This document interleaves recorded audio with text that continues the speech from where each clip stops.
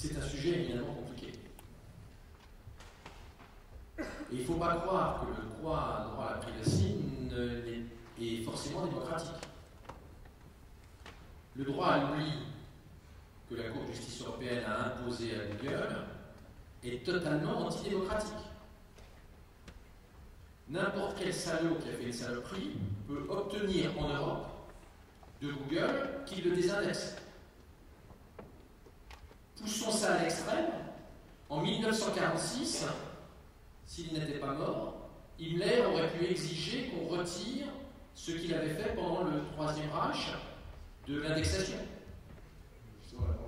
Et donc on voit bien que, au nom de la privacy, on a imposé un droit à l'oubli qui en réalité conduit potentiellement à la pire des dictatures, c'est-à-dire à 1984, à la possibilité de réécrire l'histoire et de faire oublier ce qu'on a fait de mal dans le passé. Donc le concept de privacy, il est ambivalent. Et le droit à l'oubli est authentiquement dictatorial, même si on ne s'en rend pas compte. On n'a pas le droit de réécrire l'histoire. Cette jurisprudence européenne conduit à faire du web un gigantesque 1984 où les choses sont réécrites, au gré non pas de ce que souhaite l'État, mais de ce que souhaitent les individus. Alors, sinon, tu parlais de la santé est un très bon exemple. Il est clair que si on prend le séquençage ADN, de lire le séquençage ADN de quelqu'un n'apporte aucun renseignement si on est le seul à le séquencer.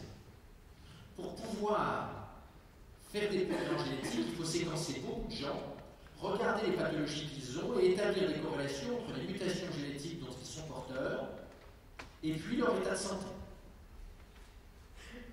Cela suppose bien évidemment que nous ne gardions pas nos données génétiques pour nous. Ça suppose bien que nous partagions les données, bien sûr sous une forme anonyme. On ne va pas mettre notre séquençage ADN avec notre nom, notre prénom, notre adresse et notre âge sur Facebook. Mais ça suppose que nous partagions les données.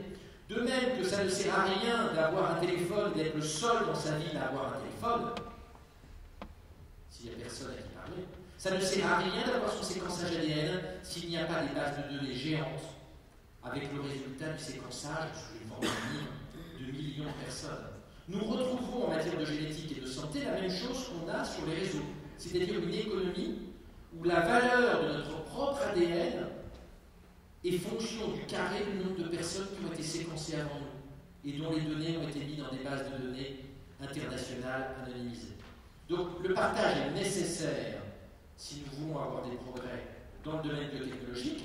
La question après est comment conserve-t-on l'anonymat, parce qu'il n'est bien évidemment pas envisageable que nous soyons forcés à mettre notre séquençage ADN nominatif sur les réseaux sociaux.